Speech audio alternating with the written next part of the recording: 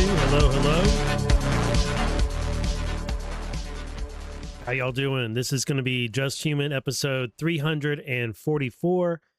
It is Friday evening, and I have quite a few short topics I want to talk about. This is going to be I'm going to try to do a rapid fire episode and just hit topic after topic after topic and not go too into a bunch of details of any of them. And that's my goal, and I'm going to explain a little bit about why that's my goal right now. And I think this might be a new thing. I don't know. I don't want to get too excited about it, but I'm excited about the content I have. And I had the opportunity this evening before I leave to the airport to go pick up my wife. And I decided, man, I'm going to take advantage of this and just see if I can run through these very short news stories. So that's what episode 344 is going to be. And then it looks like episode 345, which I'll come out with sometime next week, may have a new indictment to talk about.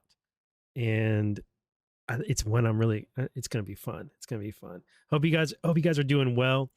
I made a change to my link tree because something is available to me now that previously was not. My link tree is in the description of this show. It's also in the profile of wherever you're following or watching or listening to this. There'll be a place where you can click on it, and there on my link tree you can find all the places to follow me, all the places to watch me, all the places to listen, and all the ways to support. Now I'm going to refresh this, and I think there's going to be something new that pops up. No, there's not, because I didn't do it right. If I was a pro, I would have already made sure this worked, but I didn't. I'm going to fix this. Because I need to make a change to my link tree, because I got an email yesterday, and in that email, I was notified that I got my YouTube page back after 3.5 years of being blocked from it and never having an explanation as to what I did wrong, what terms of service I violated, which video was the issue, why can't I just remove that video and then have my YouTube back? And on YouTube, I was never a presence. I mean, I have 117 subscribers, which is a good number. I like that number. I really do. And I had uploaded, 30 videos. I had started my YouTube channel in December of 2021. So it was it was pretty early on after I started making content and putting things out there. But I was always careful on which podcast episodes I put on YouTube for obvious reasons. And obviously I wasn't careful enough. And the YouTube overlords removed me. But they removed me on the same day they removed a bunch of other channels. And I kind of think it had more to do with them getting a newsletter or an email or something from some leftist group saying you should ban all the channels, and mine was on there, because there were some of those that went around that I was on, and it got me banned from buymeacoffee.com and Twitch, and I got banned from all of those on the same day. So, and so did a bunch of other people on the same day or in the same week or so. So I don't think I think they just found an excuse in this, or they just gave me a notification saying I violated something. Regardless, I'm back on it. So what I've been doing is I uploaded my 5 most recent episodes. And here you can see from 3 years ago, one of my favorite episodes I did in the early days, Monkey Brained Ideologues. I love that episode. And that episode has been things talked about in that episode I still talk about now. And that's the one where I first went over the article about peripheral knowledge and peripheral information gathering versus central root information gathering, and about our cognitive biases and our social groups and how people tend to adopt beliefs and positions, or at least broadcast them in accordance with the social group and the peer group that they're in, and not based on actually arriving at that opinion. They maneuver their way to there based on the influences in their life, not based on the information they have gathered. And themes talked about in that episode and catchphrases such as cognitive intentionality, and a bunch of other ones. That's the episode they came from. And anyway, I uploaded my 5 most recent podcasts, which have to do with Comey indictment and McGonigal on episode 339. And my thought today was that with this episode, I might be able to hit a bunch of topics rather quickly and then upload those as individual videos over here just on that one topic, and then also do a long podcast form. So anyway, if you use YouTube, then look me up over there. My handle over there is official Just Human, because I can't make my customized page YouTube/Just Human. That's not available. Neither is Real Just Human. So right now it's official Just Human, but I don't like that. So I'm open to suggestions of what I could make it be. But anyway, it's over there, and I'll make sure to correct my link tree so that it's one of the options right here. Oh wait, it is there. It's right there. I'm dumb. Should I start this broadcast over? No, I will not. Does it work? Does the link work? It works. Okay. I didn't even recognize it because I was looking for the actual YouTube symbol. That's why I was looking for that little red YouTube player button. And you know what? If that's what I was doing, that's what you're going to do too, huh? So that's what I'm fixed. That's what I need to fix. I need to make sure it's the YouTube symbol, not me with a cigar in my mouth. Okay. Anyway, can you tell I'm excited? Can you tell? I am. And like I said, YouTube was never a big thing for me. I've never made any money on YouTube. I don't think I'm even allowed to stream live over there because I don't have enough subscribers and enough views and all those things. I'm nowhere near close. But I'm excited to have it because it's an opportunity to reach more and more and more people. Much bigger market. You know, there's like 60 million people on Rumble, but there's like 3 billion people on YouTube. So I'm excited about that. All right. Also, I'm on Substack and I'm on Rumble, and I got playlist over there, which I'll be able to do playlist on YouTube also. Yes. So good. I don't know what I was going to say about Rumble. I was about to say something about it. I don't remember. Okay. Let's keep going. Thank you, everybody who has liked and shared and commented on the videos lately, even when you disagree with me. I appreciate it. Let me know your disagreements. I really appreciate those.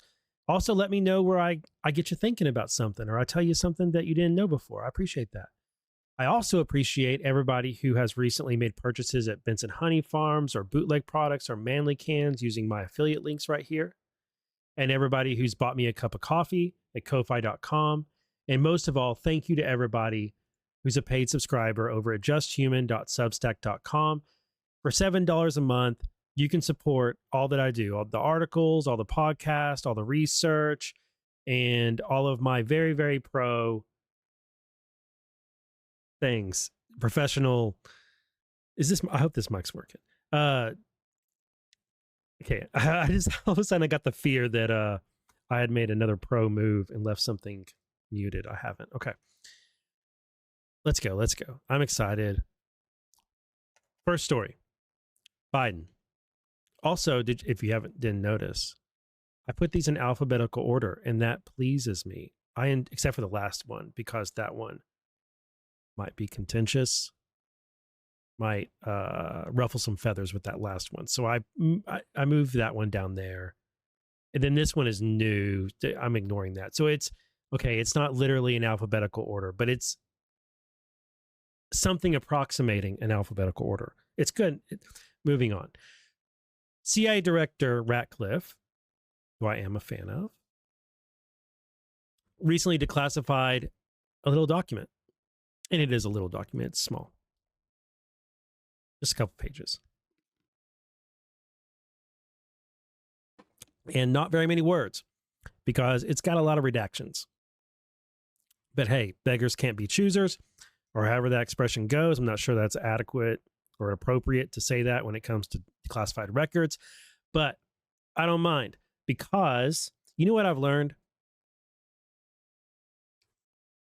As a fan of documents and a fan of declassified documents in particular, I have learned that once you get it cracked open a little bit, once you get a glimpse of a document, once you know that the document exists, and then you start seeing just a couple words on it, you can just keep exploiting that. It's like it's like a big rock wall.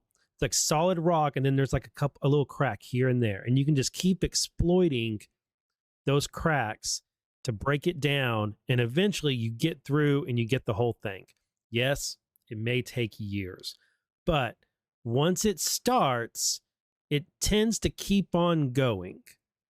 And so this is a start, and I like it. All right, so this document, if you look right here, it says non-disseminated report, named recipient only dissim. It's top secret right here, where it was top secret. This thing right here this document is only disseminated to that one named recipient. And this is from the Central Intelligence Agency. It's an information report. It's not evaluated intelligence. Okay. It's not an intelligence product. It's not a product of analysis. It's just information to one particular person. It was sent to one person.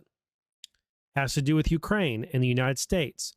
And the subject line says non-disseminated intel information, and the subject is reactions of redacted Ukrainian government officials to the early December visit of senior United States government official. So that's not plural, that's singular. So it's talking about one person. The date is in December of 2015. Summary: as of mid-December 2015, redacted officials within the administration of the Ukrainian President Petro Poroshenko expressed bewilderment and disappointment at the December 7th and 8th, December 2015 visit of the Vice President of the United States to Kiev, Ukraine. So that would be Joe Biden, right? They were disappointed in it. That's the key information. The key information here is that Ukrainian officials who are part of the Poroshenko presidency or administration in Ukraine were disappointed with Vice President Biden's visit. After the visit, these officials assessed that the Vice President of the United States had come to Kiev almost exclusively to give a generic public speech and had no intention of discussing substantive matters with Poroshenko or any other officials within the Ukrainian government. So they did not get what they wanted out of the vice president's visit.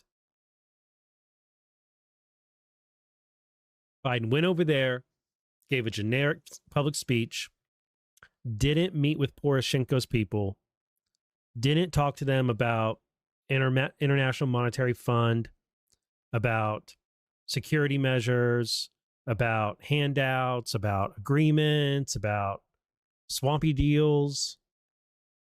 Nope.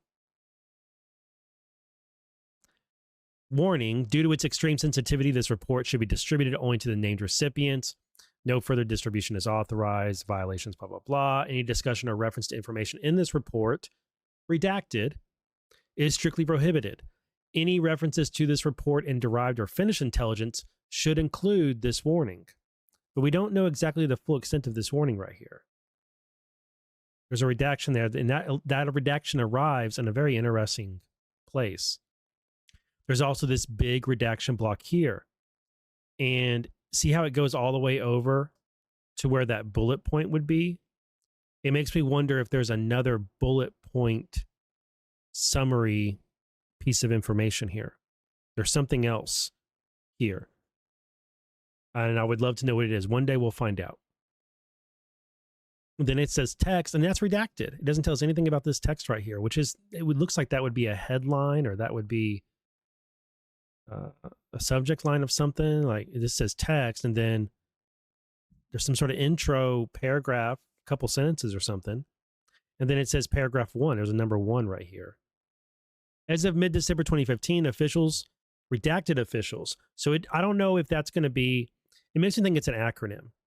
It makes me think it's going to be like a party acronym or a government acronym, or it's going to say energy. I don't know if it would say energy officials. It's some type of officials, though. And we don't know, though. We don't know what's under here. Within the administration of Poroshenko, expressed bewilderment and disappointment at the visit of Vice President Biden to Ukraine. These officials highlighted that prior to the visit, the Poroshenko administration and other redacted Ukrainian officials, so I don't know if that's energy. That doesn't make sense, not energy. It could be the party. I don't know.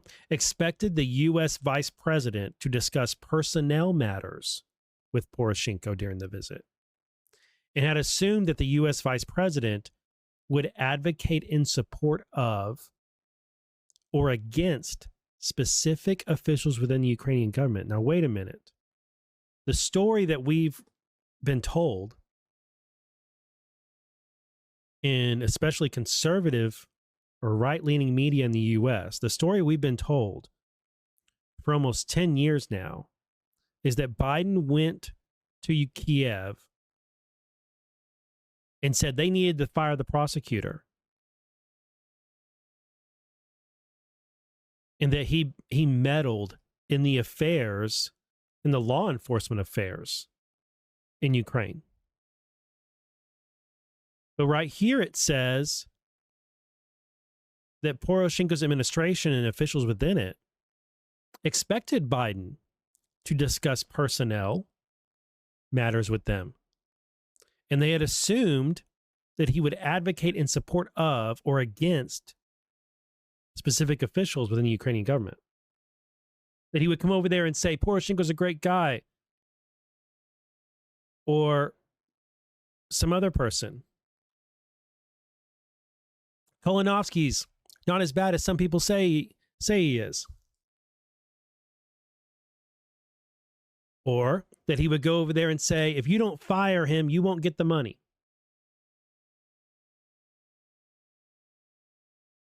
We've been told that's what he did. Right? He himself told us that that's what he did. Biden himself tells that story. That he went over to Ukraine and said, if you don't fire the prosecutor, you're not getting the money. And son of a bitch, they fired him. But here's a CIA report on that trip. And it summarizes, the information in this report is that the Ukrainians were upset that Biden did not do that. Unless there's some other trip while Poroshenko was president. And there's a problem with that story that Biden tells. And this is the problem with it. This has always been the problem with it. It didn't happen. Biden tells that story about how he went over there and leaned on the Ukrainian government to do a thing, but he didn't. Biden tells that fish story. It's a fish story.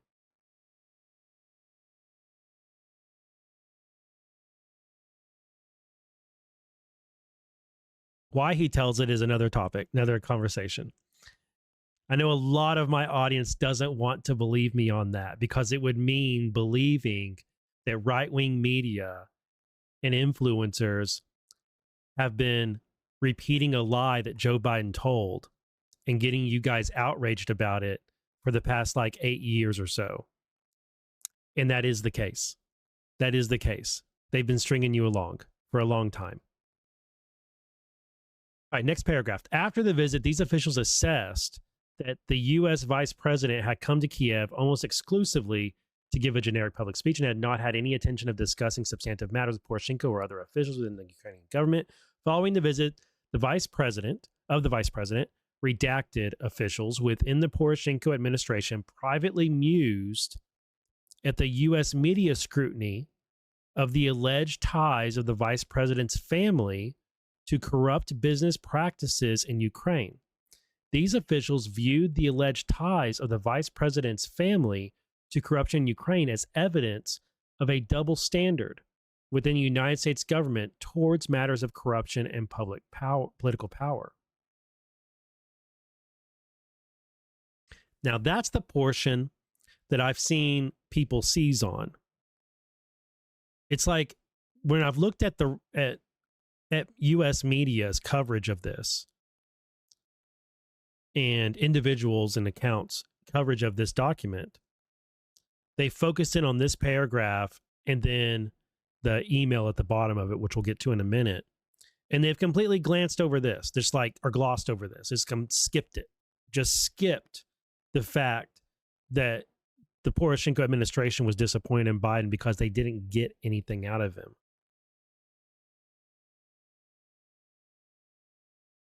Completely skipped the contradiction here to this age-old story that Biden has told and then they've all believed. This yarn of a tale that he meddled in the personnel affairs of this administration, when here we have a CIA document specifically saying that he did not, and the Poroshenko government was upset about that, or disappointed and bewildered by that. Now, why was Biden's family connected to a corrupt business? Why was Hunter and some of Hunter's friends connected to a corrupt business in Ukraine? Burisma? Why was he there? Well, that's because he's a CIA asset. What might be under some of these redaction blocks? Might be some information about that. Where might this information be coming from? It might be coming from Hunter, who is a CIA asset planted in Burisma to gather this type of information. But that's another topic for another day. So date of acquisition, blah, blah, blah. Point of contact, right here, POC, point of contact. Wonder who that was. I wonder. Right here, warning, sensitive intelligence sources and methods. Named Hunter Biden. It doesn't say that, but I think somewhere it does. All right, so dissemination tells you who they can distribute it to, and classified by, and blah, blah, blah, and all that, okay? More redaction blocks, can't read any of this, sure would love to. More information, in late 2024, Redacted undertook to review all current and historic databases of the Redacted Intelligence Reports Processing System. More redactions during this effort. Redacted identified the information contained herein, which had been drafted in 2016 based on the 2015 information.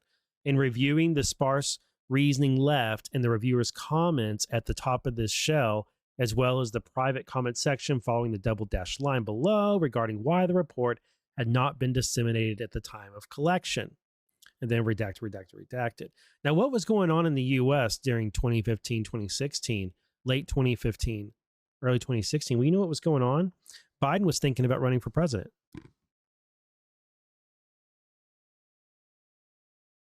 And this witch, Hillary Clinton, cooked up a bunch of information, cooked up a dossier on Biden and how corrupt he was and how corrupt Hunter was, and then leveraged that against Biden and threatened to use it in the primary against him to try and take him out so that she could run that primary, only have to deal with Tulsi, a couple others. She wanted a quick confirmation because it was her turn. And then after, when Biden decided not to run, she's had all this opposition research. And so she repackaged it to be about Trump and about his sons engaging in the same accusations that she was going to use to go against Biden and his son. She just changed some of the nouns. Or rather, Fusion GPS and a couple others did. All right, with respect to the FI focused portion of this contact, I don't know if that's foreign information, foreign intel. Not sure in this context what FI stands for. We would probably know if we could see under more of these redaction blocks. Portion of this content all agreed that while the information would have met the dissemination threshold contemporaneously when collected, I mean, they could have disseminated this amongst people who should get it at the time. It did not add to the intelligence picture in 2024. The sparse details provided the fact that the information focused on the perspective of a previous Ukrainian government, Poroshenko's. Then the rest is redacted. And then finally, it says, as aforementioned, along with the reviewers' comments, recorded at the top of this draft, the comments and correspondence following below the double dash line are what had been included in this shell, so the package of information at the time of collection in 2016, and prior to this draft being found in late 2024. To our knowledge, no further context on this matter is known or available. So this was pulled out and looked at while Biden was president, guys, late 2024. This was reviewed, this was unearthed, and a reviewer came along, examined it for declassification, it would appear, towards the end of Biden's presidency. I wonder if Biden had anything to do with that. And right here it says there's an email from February 10th, 2016. Okay. Good morning. I just spoke with Vice President Biden and his national security advisor, and he would strongly prefer the report not be disseminated. And that's the end of it. Now, this is what people have focused on. This email right here, and then this section right up here about U.S. media and the double standard and the Biden family ties to corrupt business practices in Ukraine. Why would the CIA be comfortable writing such a thing? Matter-of-factly about the vice president's family, his alleged ties to corrupt business practices in Ukraine. Well, it's because they had their own asset as a member of the vice president's family embedded in Ukraine to gather intel on exactly these people and a bunch of others. And why would the vice president reply that he doesn't want it disseminated any further? Well, because his son's still working undercover. In February of 2016, his son is still working as a CIA asset.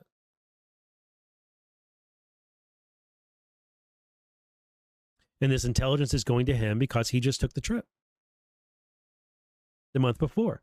And I would guess, I've never been a vice president or an official high up in the government, but I would guess that officials who are high up in the U.S. government, anytime they go abroad to a foreign country, anytime they do, the CIA probably sends them a document like this to let them know how their trip to that foreign country was received. Doesn't that make sense? Doesn't it make sense that every time Rubio goes somewhere, or Vance or Trump or anybody else who's high up in this administration, when they go to another country, doesn't it make sense that they receive a report that's something like this? It says, hey, this is not an evaluation. It's not final intelligence, but here's some information we gathered about your visit and how it was received in the country you were just in. Doesn't that make sense? And doesn't it make sense that if in the process of that there was some things that individual might not want disseminated, they would just say, yeah, I would prefer you don't disseminate that for now. But it can't. Well, anyway, I'm sitting here smiling like Biden is, although this looks to be his ghost. This picture I saw, this picture got dropped right after this report came out. It was on the 7th, and 2 days later, Biden is playing chess with a very interesting looking chess set with the governor of Washington State. And I don't have any comment about Bob Ferguson. I don't know much about him. I know he's a Democrat, but I don't know much about him. But I do know a bit about Joe Biden, and I know a bit about chess also. And I think the only thing that would make this picture better, besides Biden looking like he's AI, just like he's just washed out in this pic, it looks hilarious. The only thing that would make this picture better is if Joe Biden's MAGA hat was somewhere in this room.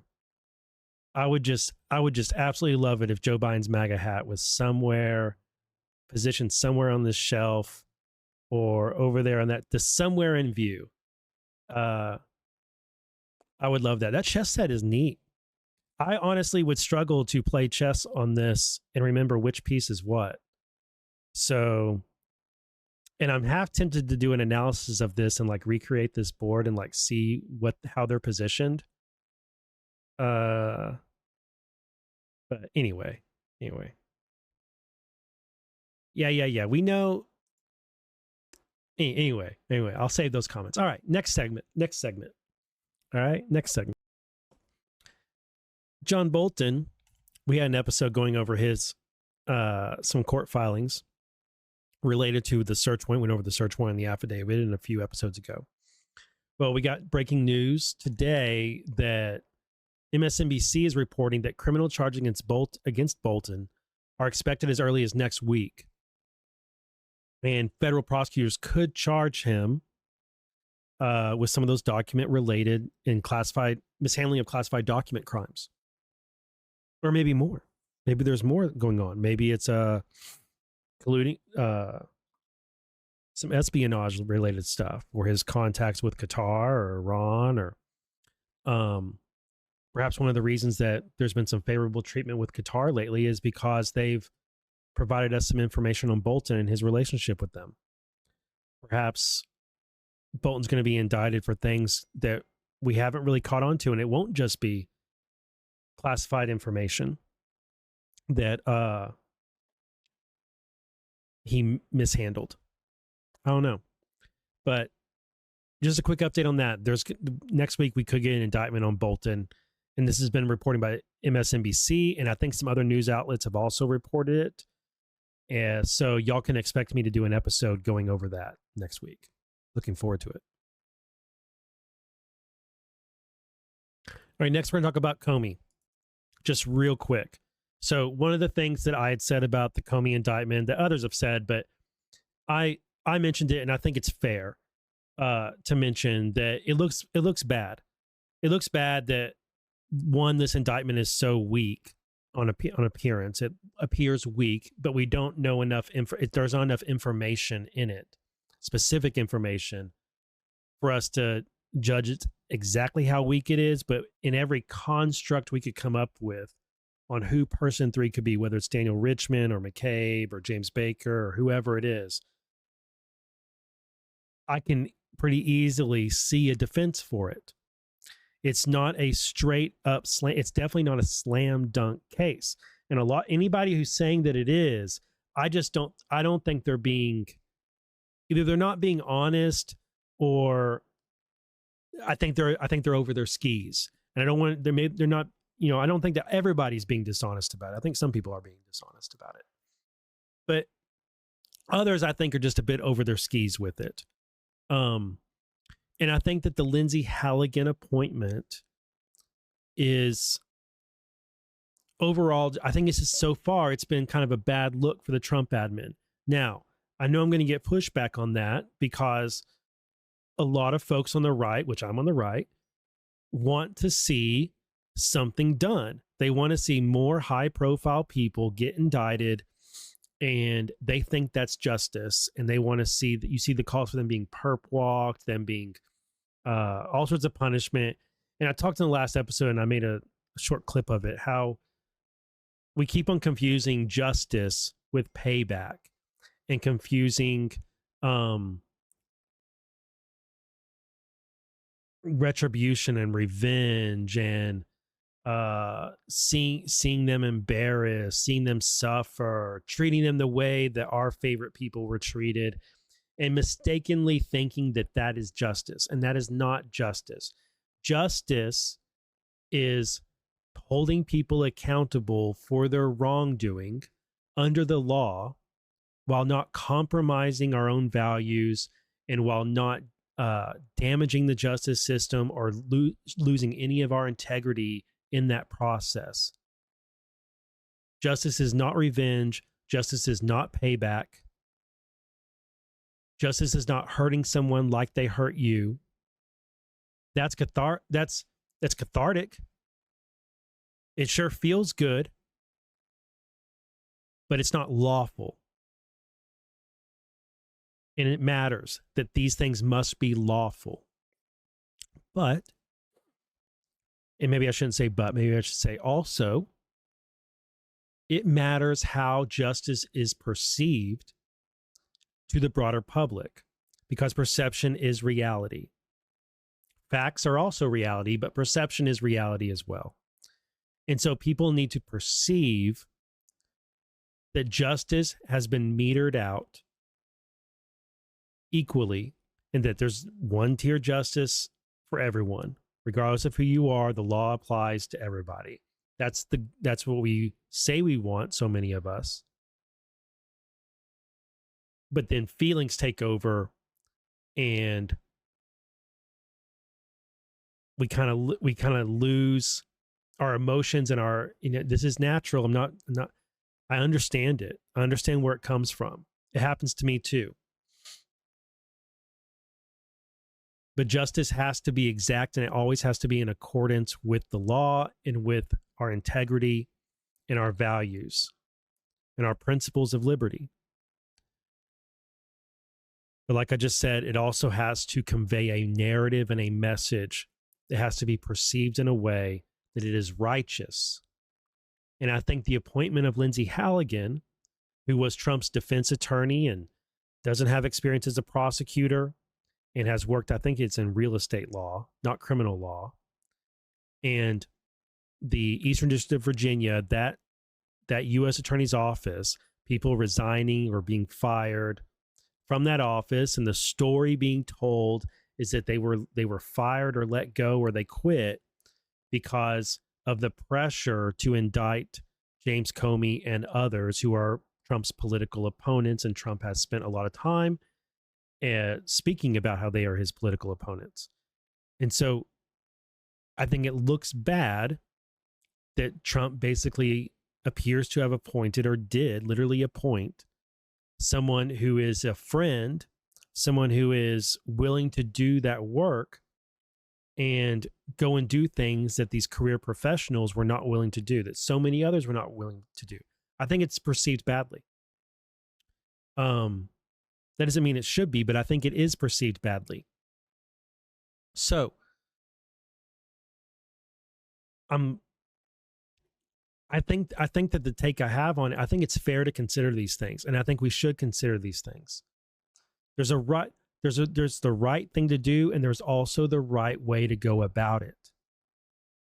And to me, it has not appeared that these things, the indictment of James Comey, the indictment of others that I'm going to talk about in a minute, and that may come out of that office, while it may be the right thing to do, it doesn't appear to me, and I think therefore it doesn't appear to a lot of other people, like it was done in the right way. And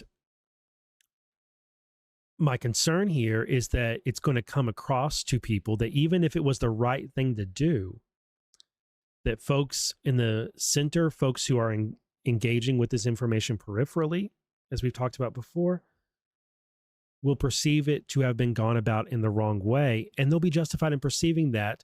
And the way I know that is that the example I gave on the episode where I talked about this before, if Joe Biden had appointed Bob Bauer to be the U.S. attorney in the Southern District of Florida, and had that guy indict Rudy and Trump and anybody else on the political right, after other U.S. attorneys in the Southern District of Florida had quit or refused to do so, how would people on the right perceive that? They would perceive it as a weaponization. They would perceive it as crooked, as all sorts of negative things, right? You know they would. We all know that that's how it would be perceived badly. And so what's the difference here? right? What's the difference here? All right, having said all that, I'm now going to grab a take from a former federal prosecutor and a federal defense counsel. And he has a take on it that I think is rather brilliant. And it makes the Lindsey Halligan appointment look quite different to me.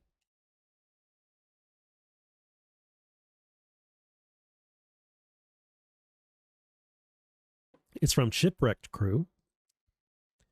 And he says, let me suggest a reason behind the fact that Lindsey Halligan has been the only person who signed the indictments of Comey and Letitia James, who we're going to talk about her indictment here in just a minute.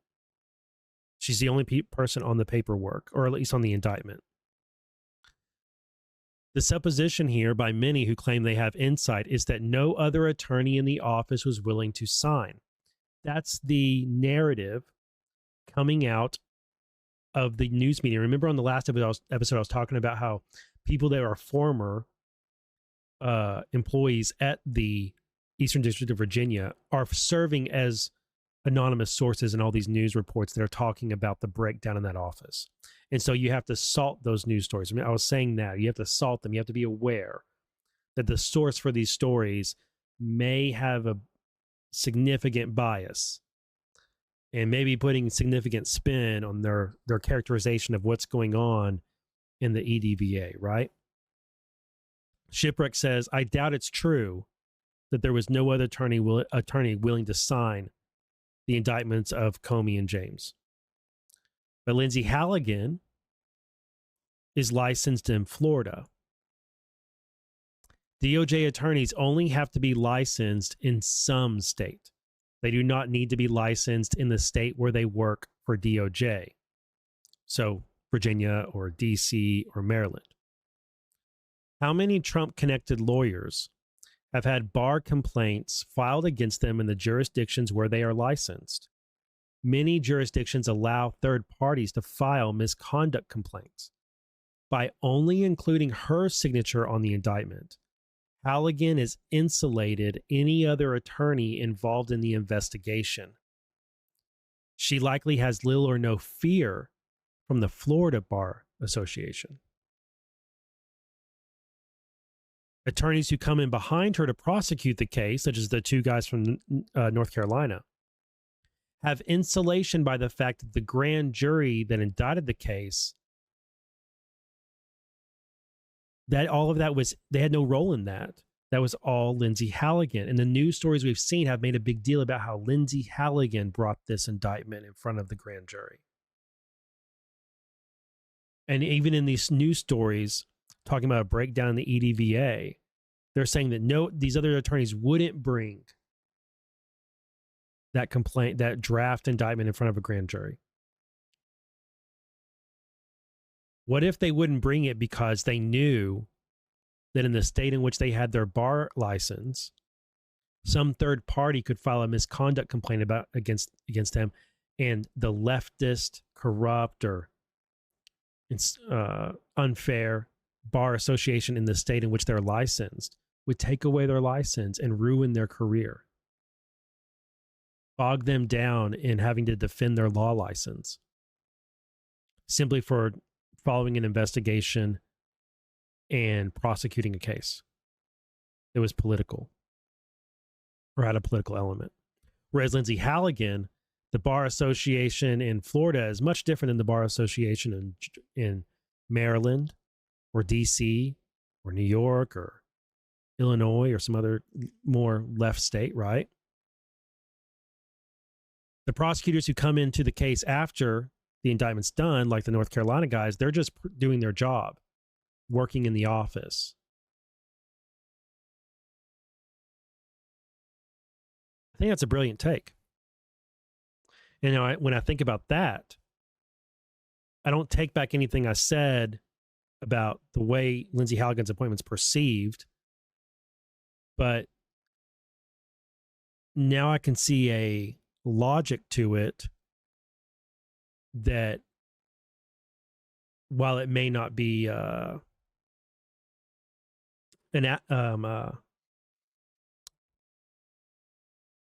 how do I say this?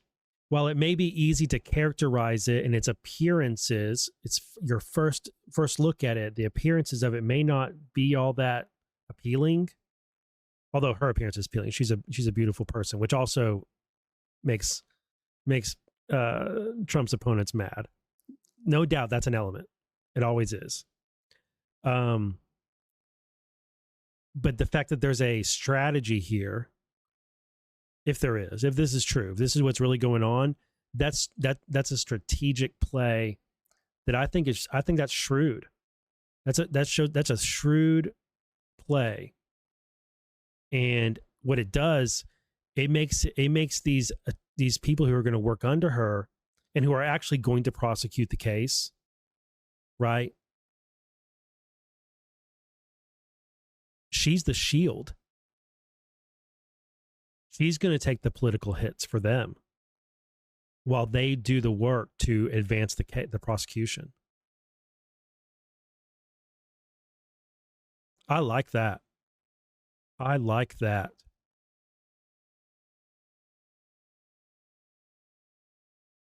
All right. Let's go on. Let's see what's next. What I got next. Dominion. Okay. Came across this yesterday. Dominion voting systems, of course, dropped they reached settlements all of a sudden, all at once, with Rudy and Sydney and Own, right? That happened a while back. And those were $1 billion lawsuits against each one of these people. And nobody really knew why they dropped their lawsuits. And of course, people came up with their own theories, but they were harebrained. It's basically every theory about Dominion is harebrained. It's turned out. I'm not going to get started on that. It's tempting, but not for this episode. I won't get started on that. But it turns out they've been purchased. And actually, I didn't grab my archive link. It won't matter. I'll use this guy's stuff. So it's been purchased by this guy named Scott Leyendecker, who is a GOP congressperson in Missouri. And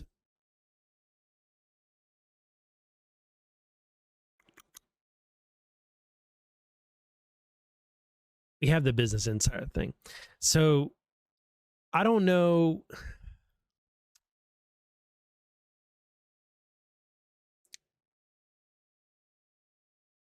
They're promising modernization and it's going to be more secure and transparent and all of these things. Maybe it will be. It's now going to be called Liberty Vote. And they've taken down their website or their webpage landing page that was all about going against misinformation. But it says that this guy, he worked elections, this Leyendecker guy. They got this new landing page that is like trying to brag about how they're going to make it just so much better. I'm skeptical. I'm not skeptical because I believe all the harebrained theories about Dominion. I don't think they ever proved to have substance. I think it was a big grift. And I feel bad that I got caught up in it. And basically everybody I've ever met that had anything to do with not everybody, but almost everybody I've ever met who had anything to do with voting stuff were grifters. And the theories about Dominion, I just don't think they just don't hold up. They just don't. I'm sorry. Dominion also reached a $67 million settlement with Newsmax earlier this year. So Dominion got out of all of these lawsuits, settled them, dropped them, whatever, and then sold.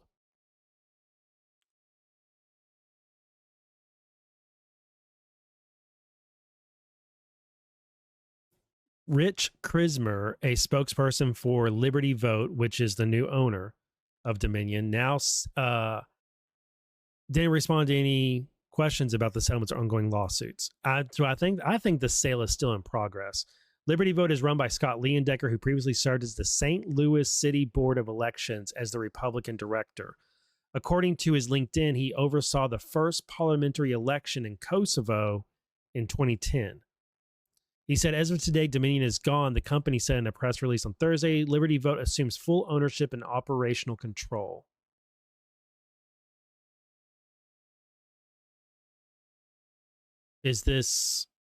Are they actually going to make it a better thing? Or is this the GOP establishment taking it over and rebranding it? Dominion's been rebranded like 5 times in its history. This is just the latest one.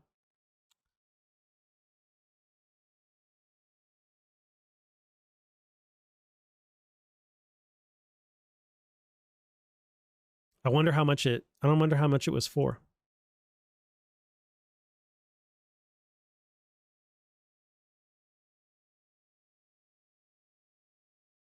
Wonder how much they sold it for. And I wonder who's the money behind the purchase.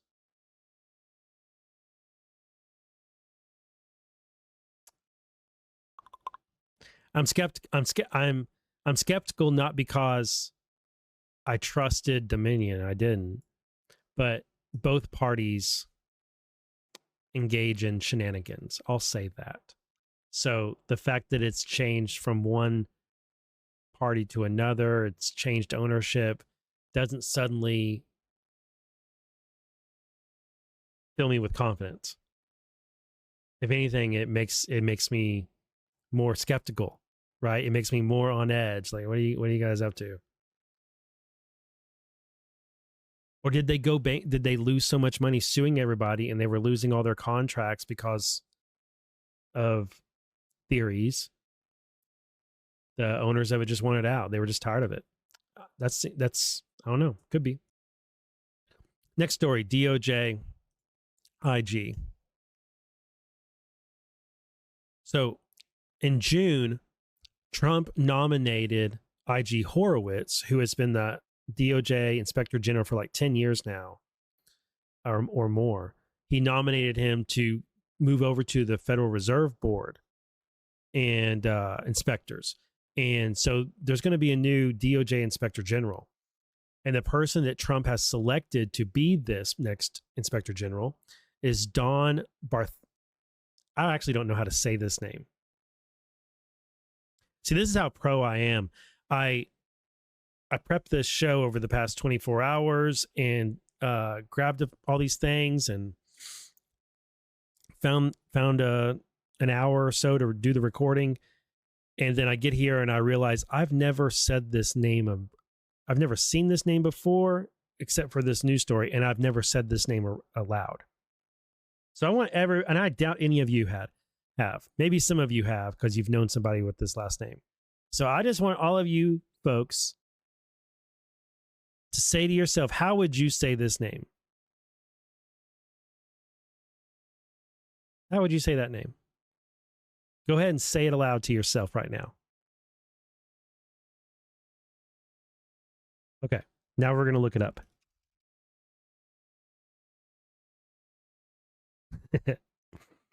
Let's go over here. Let's plug this in and see if this one will do it. It's actually not doing it.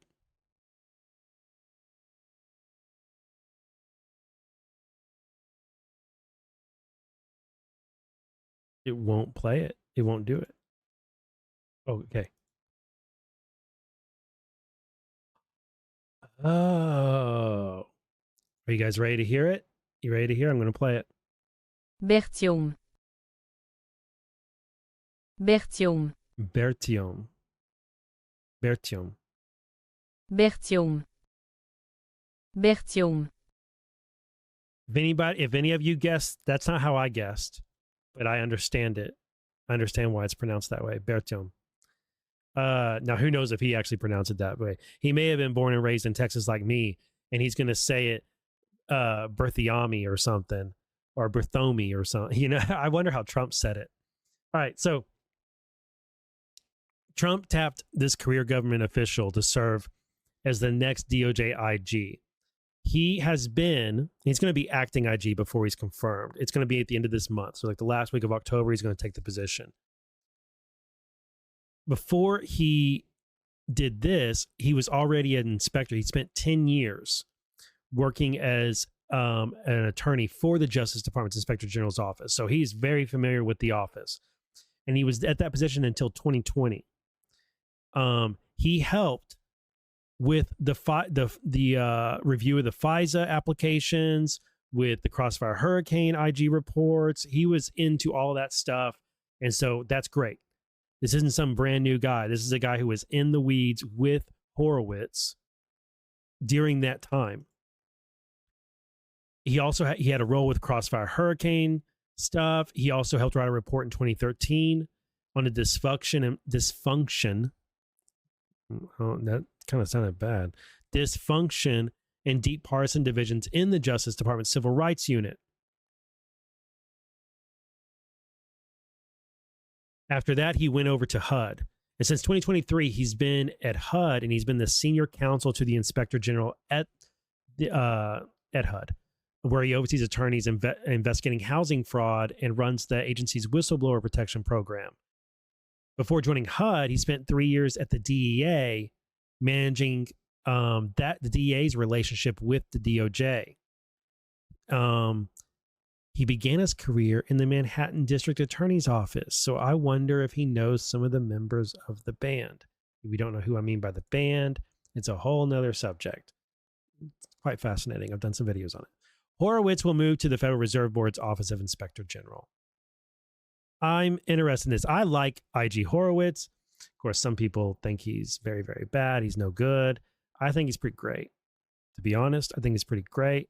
And the best thing that could happen to the IG is for them to get subpoena power. They need Congress. The Senate won't do it. The Senate won't give the IGs subpoena power because they don't want the IGs to be too effective. I don't know if you guys have been clued in on that, if you've realized that, but that's what's up. The reason the IGs can't get more done, and the reason why people who are in government office and various agencies and bureaus and whatnot, and they engage in public corruption, the reason why they get away with it so often is because the Inspector General's offices are purposefully kept underpowered. That's the truth. Needs to change. Next topic, Pacer. So you may remember in August and in the months preceding August, it was a long time happening. There was a major hack of Pacer, the electronic court filing system, and they compromised a lot of cases. And it's Russians, or at least people working for Russia, and they were able to hack into sealed filings. And from those sealed filings, they were able or would be able to learn about upcoming indictments, about witnesses, about all sorts of things that should not be public, and would allow them insight they shouldn't have into these criminal cases, into search warrants, into all sorts of sealed filings. And what's really bad about this stuff, besides just some of the obvious, but one of the really bad things about it is that things are sealed for good reason, either to protect people like victims and witnesses, or to protect ongoing investigations so that the targets of those investigations aren't able to erase or dispose of evidence or get away from authorities. You know, they don't get tipped off. And so the purpose of a hack like this, it can be something that can be traded. They could hack this stuff and then sell it to the cartels, or they could tip off their spies. Hey, there's a search warrant for there's a phone tap. You need to change phones. Like, you need to get out of the U.S. So there's all sorts of things that could be compromised. It's very, very, very bad that Pacer was hacked by a foreign adversary. The consequences of that have been that the people running Pacer, the court system, and the SCOTUS is ultimately in charge of Pacer, and the administration who handles all U.S. courts, It's called the Administrative Office of the U.S. Courts. What they decided to do in the fallout of PACER is since early August, they've decided to not put things on it. They didn't bring in a bunch of professionals to make it more secure. They didn't immediately go to Congress and say we need $10 million to modernize it or something. I don't know. They just made it worse. They made it worse, guys. So now they're doing everything on paper, and sealed filings aren't going on PACER at all. And when they become unsealed, somebody has to physically go into a physical file where the sealed filings are, and then scan them and upload them. And it just means more and more time. So the overall effect of it is that PACER is slower, and there's less transparency into the courtroom and the public. Even if things are unsealed, the public is learning about them much later than we otherwise would. And so me, as someone who is a PACER junkie, and especially when filings are unsealed, I get very, very excited. This is a real bummer for me.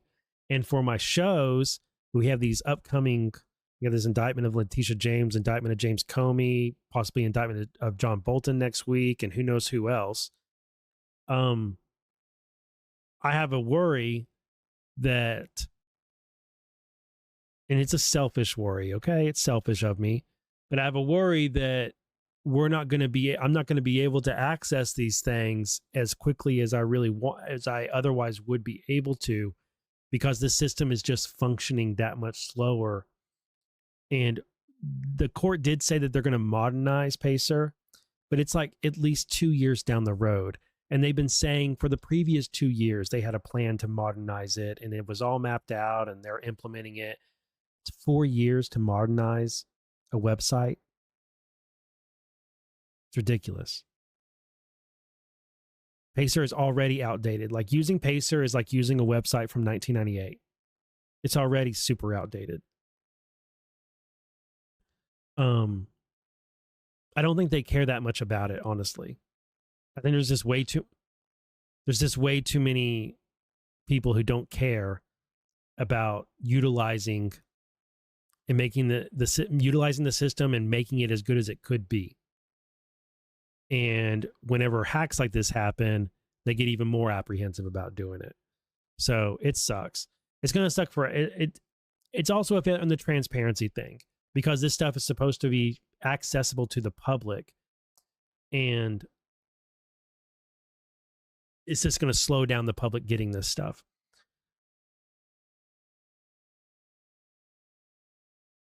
Yeah, I'm upset about it for selfish reasons, but we should all be upset about it, right? Right? We're all upset about it, right? All right. Okay, like I said, I'm making this a pretty quick episode. I'm about out of time. I'm going to go to this story about Smith, and I'm going to try and do it pretty quick. So earlier this week, a big deal was made about Jack Smith tracking the private communications of nearly a dozen GOP senators. And you guys, this was big news early this week, and I'm just going to skip straight to, you guys already know about it. You already know about it. You've already seen this document right here listing all these senators. You already heard them get their sound bites in with AG Pam Bondi, and guess what? That was the whole point. The whole reason this document came out, the whole reason that these news stories got run, the whole reason those senators, Lindsey Graham, Josh Hawley, Ron Johnson, Marsha Blackburn, and others, the whole reason they did their whole thing is it was a stunt. I want you guys to understand. This was released the day before AG Bondi showed up for her hearing in the Senate. And that's why it was released. So that those senators could put on a performance. And so that DOJ and the FBI could say, not under our watch. And they could take kind of not a victory lap, but like a pep rally. That's what that was. This was the juice for the pep rally that AG Bondi's appearance was. I'm not knocking it. I'm not saying it's wrong. I'm not really even trying to throw cold water on it necessarily. But I'm also don't want my audience to be fooled. I want you to see these things for what they are. And what you saw this week as relates to this right here, Jack Smith tracking these communications of these senators, you saw a performance. Now, how do I know that? Well, it's not just because they literally got in front of cameras and performed and made sure to and got outraged and all of these things, all right? Which they did. The reason I know it's a stunt and it's a performance, because one, it was released the day before the AG was in front of the Senate. I mean, come on, the timing of it. But also because we've known this already. We already knew this information. We already knew about it. Oh, I got the wrong clip there, or the wrong thread. Here we go.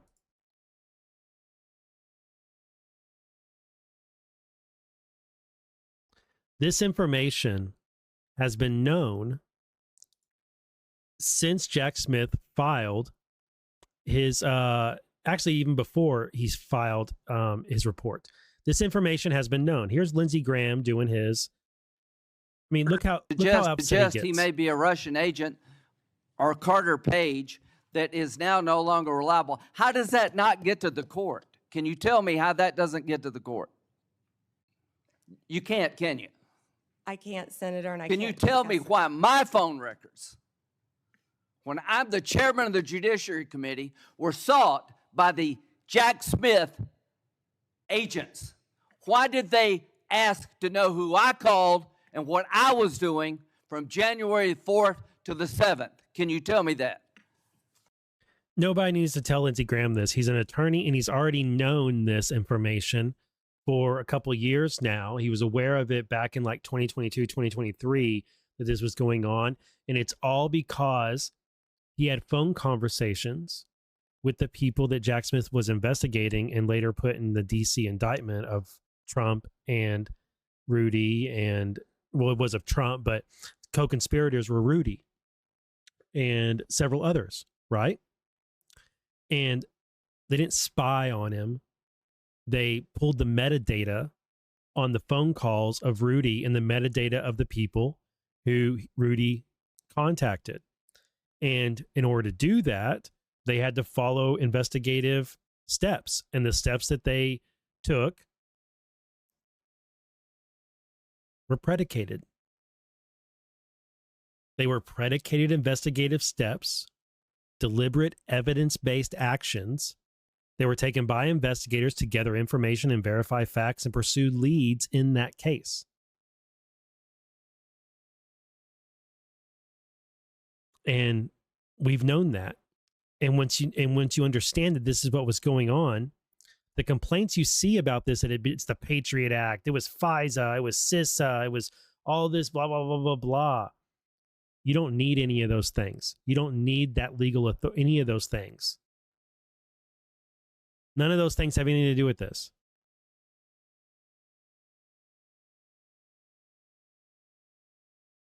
We already knew about all this. FBI Director Kash Patel calls it an abuse of power.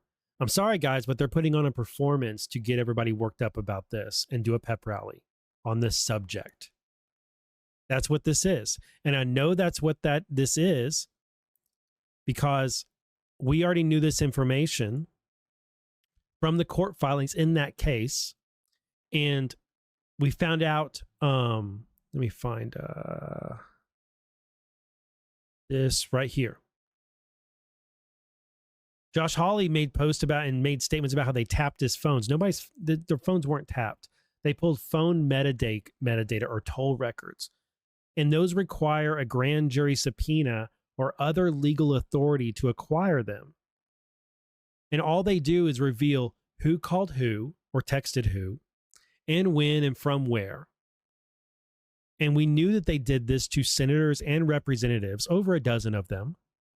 We knew that Jack Smith's team did this way back in the case. And then also when Jack Smith issued his report in several months ago. Is it 2024 or 2025? So it would have been like January of this year. He issued his report showing that he pulled toll records on co-conspirator one. Well, co-conspirator one was Rudy Giuliani. So he found out who called Rudy and when and for how long and from where. This is an investigative step that it's done in all sorts of investigations where you're tracking who is talking to who and who's communicating with who.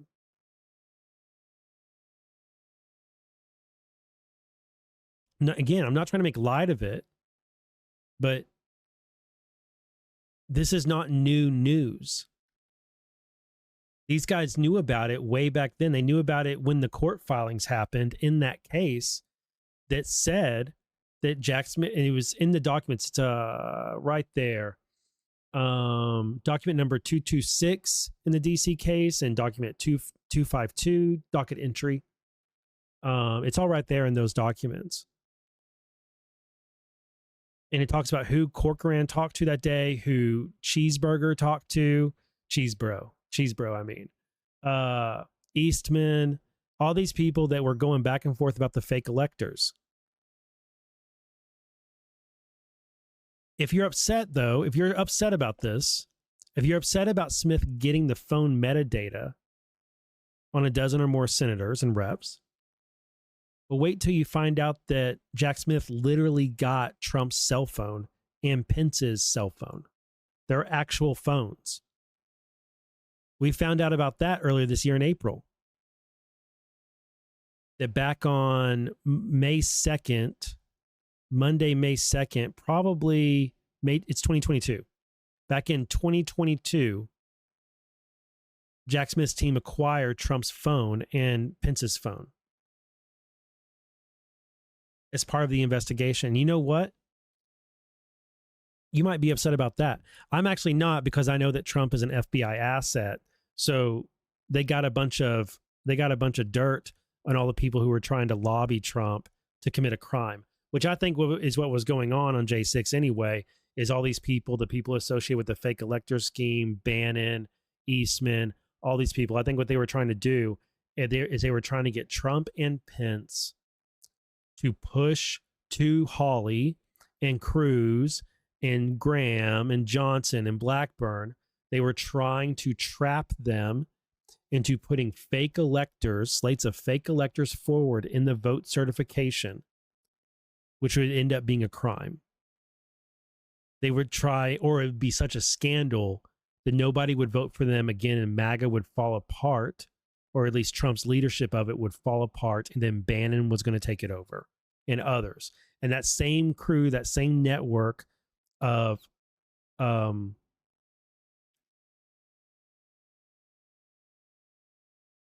to bite my tongue because I want to be, they're malign actors. They're wolves in MAGA. They're vultures and hyenas and vile creatures in MAGA clothing. And they do not have good intentions. They have corrupt intentions when it comes to MAGA and it comes to you. They're duping you over and over and over again. And that's what they were trying to do on that January 6th, is the whole alternate elector scheme was a fake elector scheme. There were no alternate slates of electors in that day. None of them were legit. But they were hoping they could convince Pence to put forward, or hoping one of these senators would help them convince Pence to put forward or count the fake electors, the illegitimate slates of electors, to try and help Trump, quote unquote, steal the election. That's what Jack Smith was investigating. And then, it went where it went. But I know it's an unpopular take because these people have become golden calves or something within MAGA. But that was what was going on. And the reason that these toll records got pulled on these senators because they had contact with these others. And guess what? These senators didn't do it, did they? They didn't do it.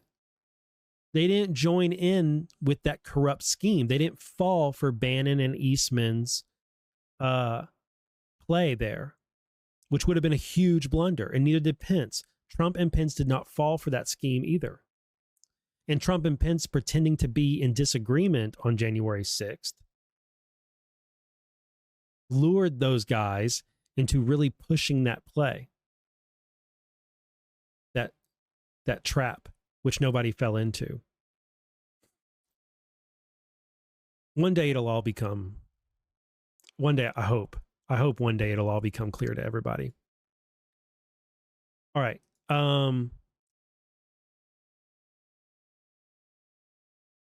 I am going to save those right there. I want to spend some time on peace breaking out in the Middle East and Israel and Hamas and Trump and Kushner and Rubio, the good and Witkoff, the good work they've done. I want to spend some time on that, and I also want to spend some time on the malicious influence that has infiltrated MAGA and has been screaming online about how bad the Jews are and all this BS. So there's Bannon and Tucker Carlson. They're in that same crew. So it's the same network. The same network of vile people, corrupt people who were active on January 6th and are responsible for Jack Smith coming about and Jack Smith being weaponized in the media against Trump for years. The same people who are responsible for that are responsible for this anti-Israel, anti-Jew bullshit that we have been having to deal with and suffer since October 7th. These people, the people who do this right here, this is the best representation of them. All this noise. The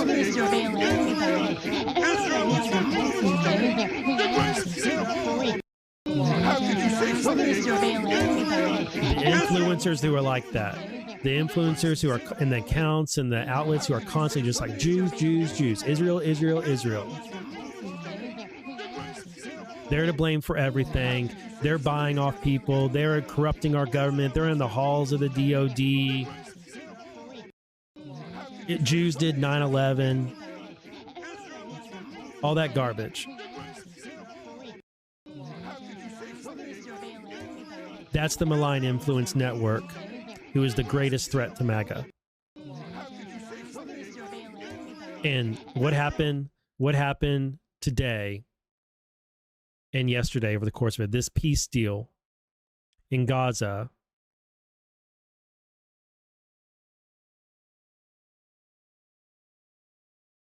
they've been trying to stand in the way of that.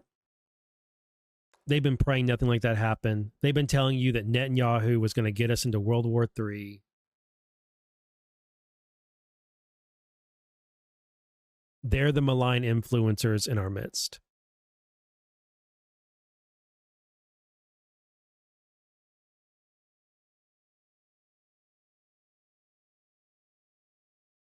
I said a long time ago, like a year or more ago, that MAGA has an anti-Semitic problem. It has a problem of a group, an influence group, an element within MAGA who is anti-Semitic and pushes that disgusting, racist bullshit at every opportunity. And they've got a sort of psychosis where whatever happens in the world is Israel's fault. It's the Jews. Their brains have been rotted, as has their moral compass, as has their radar and their sense of what is true.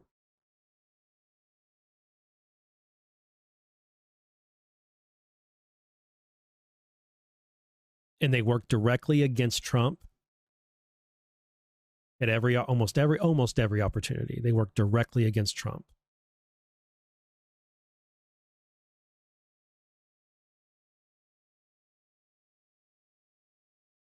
More on that on the next episode. All right. God bless all you guys. Stay positive. Sorry, I threw kind of a hardcore end to the episode right there. I'm gonna bounce off of that and gonna go have some nice family time.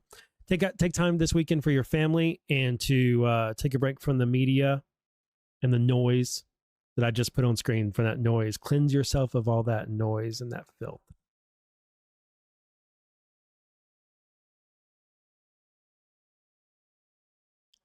Orient yourself towards righteousness and towards truth. And I'll see you guys next time. Remember, we're all in this info war, whether we want to be or not. The info war doesn't care whether or not you're interested in it. It's interested in you. We're all in the info war. We're all targets of it, subjects of it. And if you want to be, you can be an operator in it. And you can defend yourself against it.